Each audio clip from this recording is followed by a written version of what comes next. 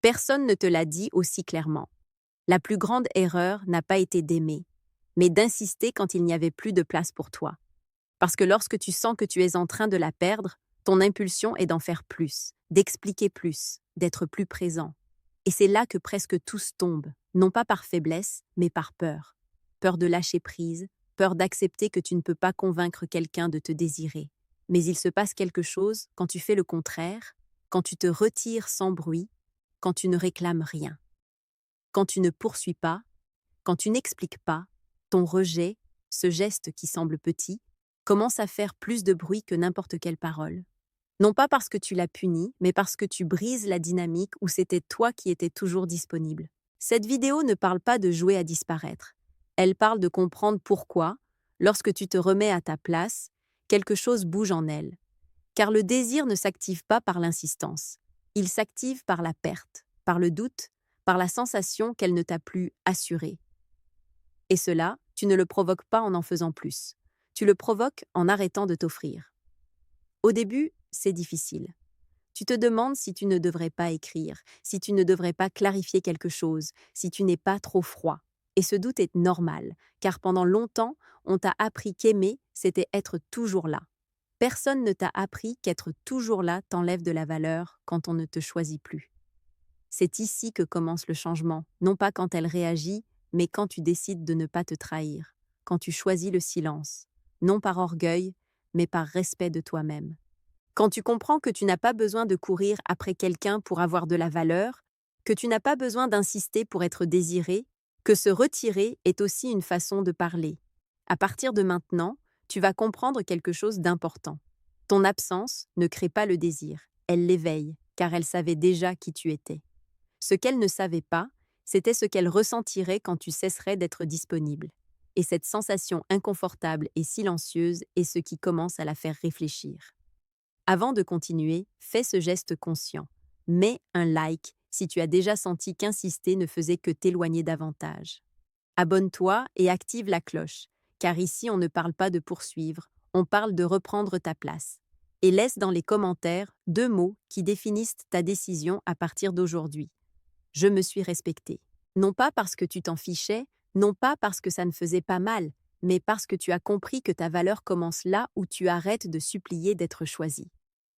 Quand tu te retires, il ne se passe rien de spectaculaire au début. Pas de message immédiat, pas de confession, pas de rebondissement de film. Et c'est là que beaucoup d'hommes doutent. Ils pensent qu'il ne s'est rien passé, que leur absence n'importe pas, que se retirer était inutile. Mais ce que tu ne vois pas, c'est ce qui commence à bouger à l'intérieur d'elle. Car pendant que tu restes silencieux, quelque chose change dans sa perception. Avant, tu étais une évidence pour elle. Elle savait que tu étais là, que quoi qu'il arrive, tu allais répondre. Et quand cela disparaît, le doute apparaît. Pas un doute bruyant, mais un doute silencieux, persistant. Elle commence à se demander « Pourquoi tu n'écris pas? Pourquoi tu ne réclames rien? Pourquoi tu n'essaies rien d'arranger ?» Et cette question pèse plus lourd que n'importe quel message. Le désir ne fonctionne pas comme on te l'a enseigné. Il ne grandit pas avec des explications. Il n'augmente pas avec l'insistance. Il ne se renforce pas avec une disponibilité totale. Le désir apparaît quand quelque chose n'est plus garanti. Quand tu te retires avec calme, sans reproche, sans drame, sans punition, elle cesse de te voir comme une constante et commence à te voir comme une possibilité qu'elle peut perdre. Et cela change tout, car tu ne réagis plus pour la rassurer. Tu n'es plus là pour confirmer que tu es toujours disponible. Tu ne soutiens plus la dynamique tout seul. Il se passe ici quelque chose d'important. Elle commence à ressentir ton absence comme une présence. Non pas parce que tu lui écris, mais parce que ton manque brise son confort émotionnel. D'autres hommes peuvent apparaître, des conversations peuvent surgir, des distractions peuvent exister, mais aucune n'occupe la place que laisse quelqu'un qui s'est retiré avec dignité et sans besoin. Et pendant que tu continues ta vie sans démontrer, sans provoquer, sans insister, elle commence à penser. Car le désir ne naît pas de l'effort, il naît de la perte potentielle. Et ton retrait, lorsqu'il est authentique, ne résonne pas comme un rejet, mais comme de la valeur. C'est pour cela que cette vidéo ne parle pas de manipulation, mais de comprendre quelque chose d'essentiel. Quand tu te respectes, tu changes la façon dont on te perçoit, non pas parce que tu en fais plus, mais parce que tu as arrêté de faire ce qui t'enlevait de la valeur. Et là, même si tu ne le vois pas encore, commence le véritable changement. Il y a quelque chose que presque personne ne comprend, et c'est pour cela que presque tous échouent. Le désir ne se crée pas à partir de zéro. Il s'active. Elle ne commence pas à ressentir quelque chose de nouveau pour toi quand tu te retires. Ce qui se passe, c'est que ce qui existait déjà, mais qui était endormi, commence à bouger. Tant que tu étais disponible à t'expliquer, à insister, ta présence était constante et ce qui est constant devient invisible, non pas parce que cela n'a pas de valeur, mais parce que cela cesse de générer une tension émotionnelle. Quand tu te retires, cette tension revient, non pas comme un drame, mais comme une inquiétude. Elle commence à se demander « Pourquoi n'es-tu plus là ? Pourquoi n'essaies-tu pas de la convaincre ? Pourquoi ne cherches-tu pas à conclure quoi que ce soit ?» Et là apparaît quelque chose de très humain. L'esprit commence à combler les vides que tu as laissés. Avant, il n'y avait pas d'espace pour t'imaginer parce que tu étais là. Maintenant, si. Et l'imagination est toujours plus puissante que la réalité. C'est là que beaucoup d'hommes se trompent. Ils croient que si elles commencent à penser à eux, c'est parce qu'ils ont fait quelque chose de spécial. Non, c'est parce qu'ils ont cessé d'interférer. Ton retrait ne crie pas, ne menace pas, ne met pas la pression. Il laisse simplement un vide, et ce vide fait qu'elle se souvient de comment elle se sentait avec toi, non pas quand tu insistais, mais quand tu n'avais pas encore besoin de le faire. C'est là que le désir se réactive. Pas dans la supplication, pas dans l'explication, pas dans le « je voulais juste savoir comment tu allais », mais dans l'absence tranquille d'un homme qui n'a pas besoin d'être choisi pour avancer. Pendant que tu n'essaies rien de provoquer, elle commence à te reconstruire dans son esprit. Et c'est bien plus puissant que n'importe quel message bien écrit, car le désir ne répond pas à la logique, il répond à la perception. Et quand ta perception passe de « toujours disponible » à « il n'est plus garanti », quelque chose bouge. Pas parce que tu veux qu'elle revienne, pas parce que tu le planifies, mais parce que tu t'es respecté quand le plus facile était d'insister. Et ce respect, même s'il n'est pas dit, se ressent. Il y a un moment très précis où tout commence à changer pour elle et cela ne coïncide presque jamais avec ce que tu imagines. Cela n'arrive pas quand tu pars. Cela n'arrive pas quand tu arrêtes d'écrire. Cela arrive quand elle remarque que tu ne réagis plus. Avant, même en silence, tu restais là, en attente, disponible, émotionnellement connecté à ce qu'elle faisait ou ne faisait pas. Et maintenant, non. Maintenant, tu ne corriges plus les malentendus, tu n'entres plus dans les explications, tu n'essaies plus de bien paraître. Et cela la déconcerte parce qu'elle perd quelque chose qu'elle prenait pour acquis, ta réponse. Quand une femme sent qu'elle ne peut plus provoquer de réaction chez toi, elle commence à se sentir émotionnellement hors de contrôle. Non pas parce qu'elle veut te dominer, mais parce qu'elle était habituée à savoir où tu étais, et maintenant elle ne le sait plus. C'est le point exact où son esprit commence à travailler, où les questions apparaissent, où le souvenir se mélange au doute. Elle commence à se demander si elle est vraiment en train de te perdre, si peut-être elle est allée trop loin, si cet homme qui était là ne le sera plus jamais. Et le plus important, elle commence à te regarder depuis un endroit différent, non plus comme quelqu'un de disponible, mais comme quelqu'un qui choisit de se retirer. Ton rejet n'est pas agressif, n'est pas froid, n'est pas vengeur. Il est silencieux et c'est pour cela qu'il pèse, parce que tu ne punis pas. Tu marques une frontière invisible. Jusqu'ici. Alors que d'autres hommes réagissent, expliquent, insistent, toi, tu ne fais rien. Et ce rien commence à avoir plus d'impact que n'importe quelle tentative de la récupérer. Parce que lorsqu'un homme cesse de réagir, il cesse d'être prévisible. Et lorsqu'il cesse d'être prévisible, il commence à être désiré à nouveau, non pour ce qu'il fait, mais pour ce qu'il ne fait plus. Il arrive un moment où elle commence à te comparer, même si elle ne veut pas le faire. Ce n'est pas une décision consciente, c'est automatique. Avec d'autres hommes, la conversation est fluide, mais elle ne pèse pas. Il y a de la tension, mais pas d'impact. Il y a de la présence, mais pas d'empreinte. Et alors tu apparais, non sous forme de message, mais comme un souvenir. Elle se souvient de comment tu te comportais quand tu n'avais besoin de rien, quand tu étais tranquille, quand tu n'essayais pas de convaincre, quand ton énergie ne demandait pas la permission. C'est là qu'elle commence à perdre toutes les comparaisons, parce que les autres sont disponibles, répondent vite, s'efforcent, cherchent à plaire, et toi non. Toi, tu t'es retiré sans bruit, sans discours, sans avertissement, Et cette différence devient brutale. Non pas parce que tu es meilleur que quiconque, mais parce que tu n'es pas en compétition. Le désir ne s'active pas quand quelqu'un essaie plus fort. Il s'active quand quelqu'un n'a pas besoin de le faire. Pendant que d'autres cherchent son attention, toi tu n'es pas là. Et cela, même si ça semble contradictoire, te place au-dessus de la comparaison. Elle commence à remarquer qu'avec toi, il n'y avait pas d'urgence, pas d'anxiété, pas de pression. Il y avait quelque chose de plus difficile à trouver, un calme masculin. Et quand une femme goûte à des relations où tout est bruit et se souvient de quelqu'un qui était un silence ferme, le contraste pèse. Non pas parce qu'elle veut revenir immédiatement, non pas parce qu'elle est sûre de quoi que ce soit, mais parce qu'elle comprend qu'elle a laissé partir quelque chose de différent. C'est là que beaucoup d'hommes gagneraient s'ils ne réapparaissaient pas. Car le souvenir ne fonctionne que si tu ne le brises pas avec une présence inutile. Ton retrait lui permet de te comparer depuis l'absence, pas depuis la déception. Et c'est la clé. Car lorsqu'on compare un homme qui s'est respecté à des hommes qui s'offrent trop, le résultat est toujours le même. L'un semble disponible, l'autre semble précieux. Et toi, sans dire un mot, tu commences à gagner la comparaison. C'est ici qu'on comprend pourquoi insister détruit le désir. Parce que quand tu insistes, tu enlèves à l'autre personne la possibilité de ressentir la perte. Chaque message que tu envoies pour clarifier, chaque tentative de bien paraître, chaque explication inutile lui rend la tranquillité de savoir que tu es toujours là. Et le désir ne cohabite pas avec la tranquillité absolue. Quand un homme insiste, il transmet quelque chose sans le dire. Je ne peux pas lâcher prise. J'ai besoin de toi. Ma stabilité dépend de ta réponse. Et bien que ces mots ne soient jamais prononcés, ils se ressentent. Cela n'éveille pas l'attraction, cela éveille l'avantage. Elle cesse de se poser des questions sur toi parce qu'elle a déjà la réponse. Tu es toujours disponible.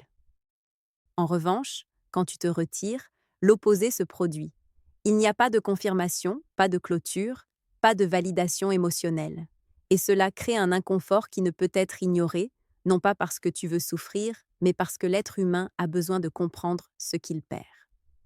Ton silence n'est pas une absence passive, c'est un retrait actif d'énergie. Tu cesses d'alimenter la dynamique, tu cesses de soutenir le lien tout seul, tu cesses de donner des explications que personne ne t'a demandées. Et là, elle reste seule avec ses pensées. Elle commence à se demander si elle s'est trompée, si elle a pris pour acquis quelque chose qu'elle n'aurait pas dû, si tu étais plus important qu'elle ne le croyait. Rien de tout cela n'arrive quand tu insistes, car insister calme et le calme sans choix tue le désir. Ton retrait, en revanche, ne calme pas, il inquiète. Et cette inquiétude ne naît pas de l'orgueil blessé, mais de l'impact de perdre un homme qui a su se retirer sans supplier. C'est pourquoi cette vidéo ne t'invite pas à en faire plus, elle t'invite à arrêter de faire ce qui te diminue. Parce que lorsqu'un homme se retire avec respect, il ne perd pas sa présence, il la transforme. Il arrive un moment silencieux, presque imperceptible, où tu n'attends plus rien, tu n'es plus à l'affût de savoir si elle écrit, tu ne regardes plus ton portable avec anxiété, tu n'imagines plus de scénario. Et même si tu ne le sais pas, c'est le moment où tu es le plus présent dans son esprit. Car lorsqu'un homme cesse d'agir dans l'attente, son énergie change. Il n'y a plus d'urgence, plus de besoin de contrôle, plus de peur de perdre. Et cela se sent.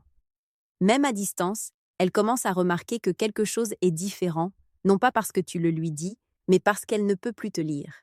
Avant, elle savait exactement où tu étais émotionnellement. Elle savait qu'un mot d'elle pouvait t'activer, qu'un silence t'inquiétait, qu'un geste d'elle te faisait bouger.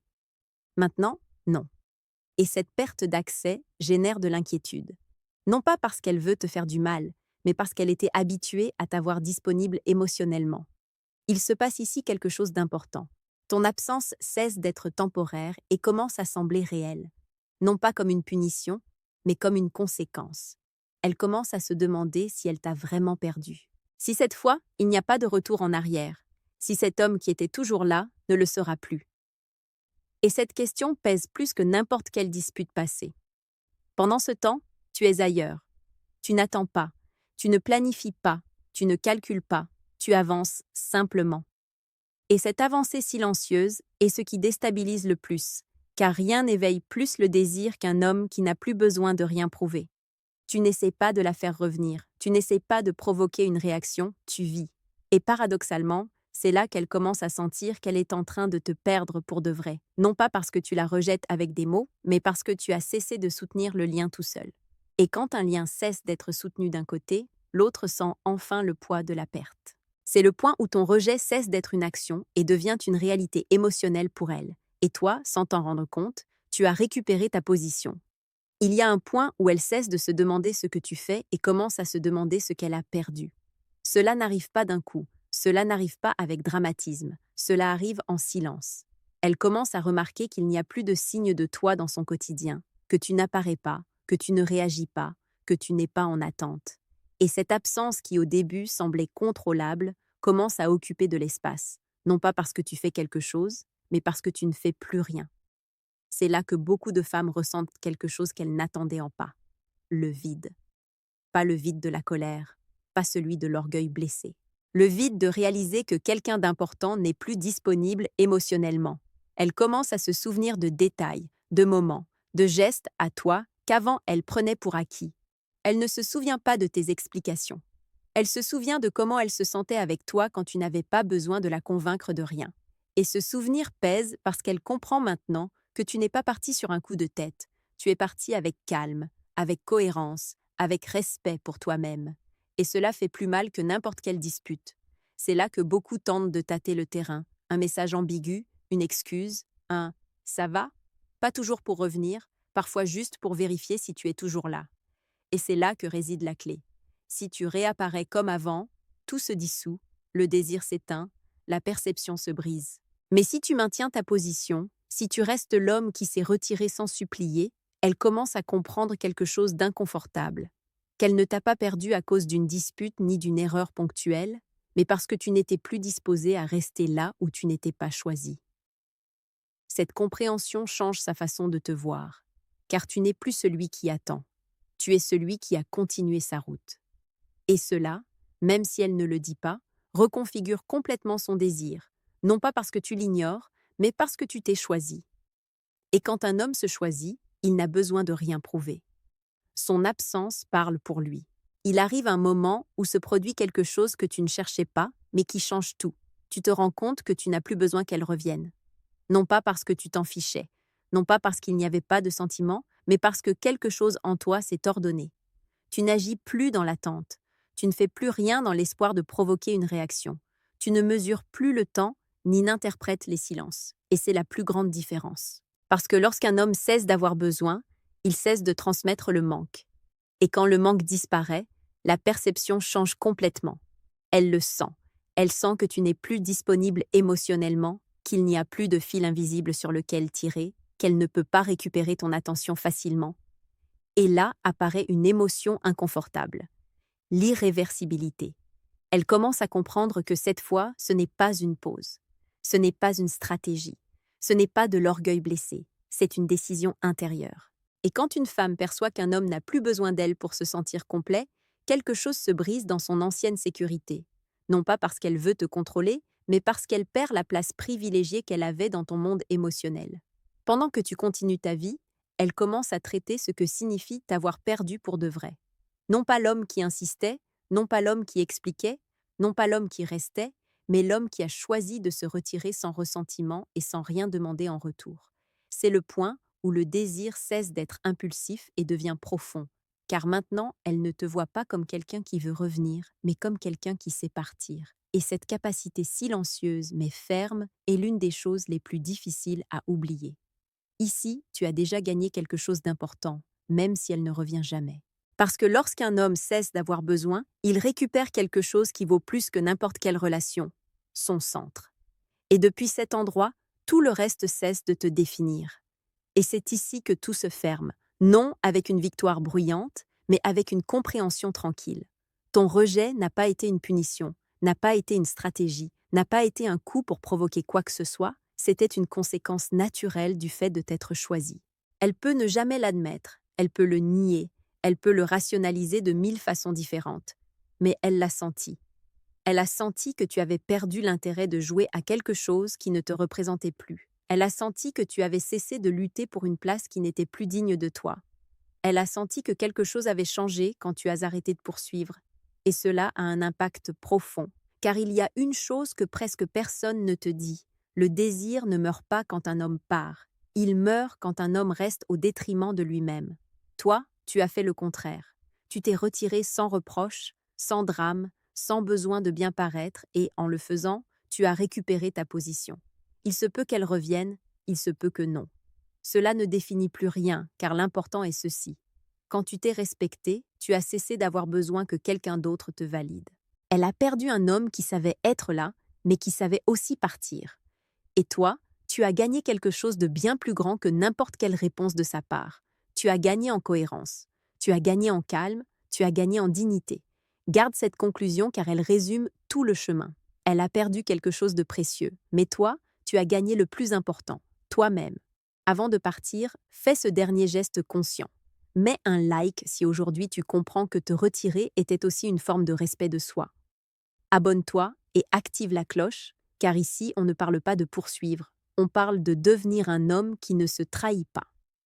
Et laisse dans les commentaires 2 mots qui définissent la décision que tu as prise quand cela semblait le plus difficile à faire. Je me suis respectée. Non pour prouver quoi que ce soit, non pour provoquer quoi que ce soit, mais parce que tu as compris quelque chose d'essentiel. Quand un homme se choisit, il ne se remet plus jamais là où il a dû supplier pour être désiré.